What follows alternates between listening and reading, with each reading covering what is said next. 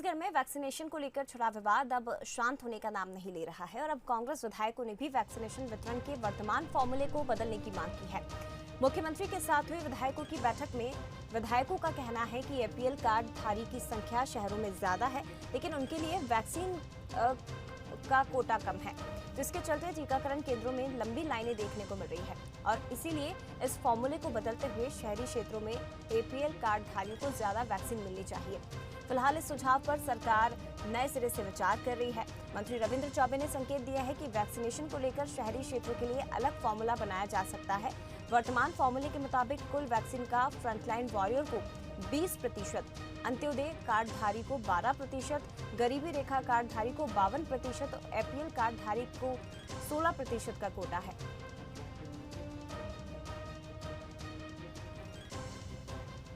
वाली बात नहीं, देश में आज हम देखते हैं पर डे देश में 24 लाख वैक्सीनेशन पर डे कंपनियां बना रही है, जबकि छत्तीसगढ़ की सरकार ने 75 लाख ऑलरेडी वैक्सीनेशन का ऑर्डर दे चुका है। मगर अभी बहुत से साथियों का सुझाव आया है जो एपीएल, बीपीएल या फिर अन्य है, तो उसमें बड़े शहरों में उस कैटेगरी के कम होते हैं, तो उसमें लोगों को वैक्सीनेशन में प्राथमिकता दे। बहुत से लोगों ने सुझाव दिया, तो सरकार उसमें नहीं, देखिए वो तो निर्णय सरकार के ऊपर रहता है, उसमें हम कुछ नहीं कर सकते।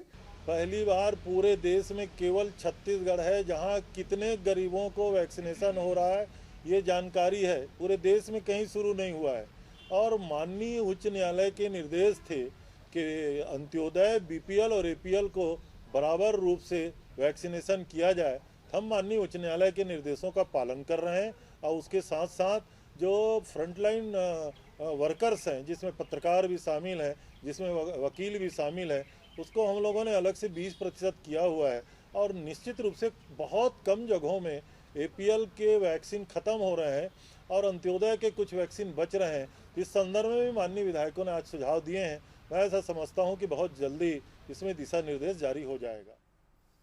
और इधर कृषि मंत्री रविंद्र चौबे के बयान पर बीजेपी ने पलटवार किया है। राजभवन की राजनीति पर बीजेपी विधायक ब्रजमोहन अग्रवाल का बयान आया।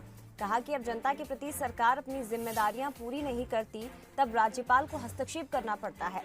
सरकार के पास 1000 करोड़ लघु वनोपज का मौजूद है, इसका पैसा ग्रामीण अंचलों में क्यों खर्च नहीं किया जा रहा है, सवाल भी उनकी तरफ से पूछा गया है।